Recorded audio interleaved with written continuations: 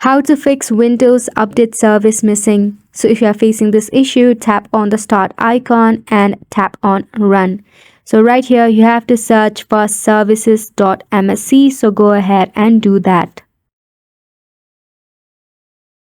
In this box, select anything and then press the W alphabet in your keyboard, and from here we'll be searching for Windows Update. Right there, right click on Windows Update so that we can go ahead and see the properties here.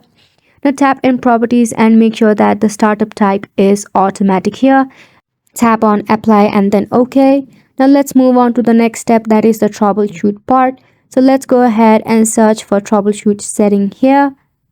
Now from here tap on other troubleshooters. Now tap on run next to Windows Update. This is the most frequently used process and definitely a powerful one, as it will display any problem that is there.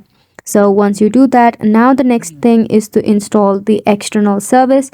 For this, search for answer.microsoft.com and right under Windows Update service, you will find there is a link for a Windows Update drive. So go ahead and tap on it to download this.